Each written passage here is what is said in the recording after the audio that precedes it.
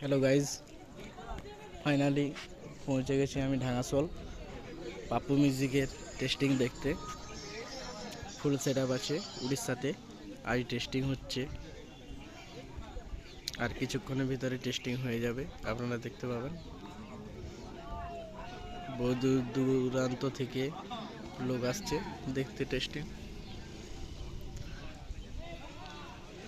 ঢাঙ্গাসোল football মাঠে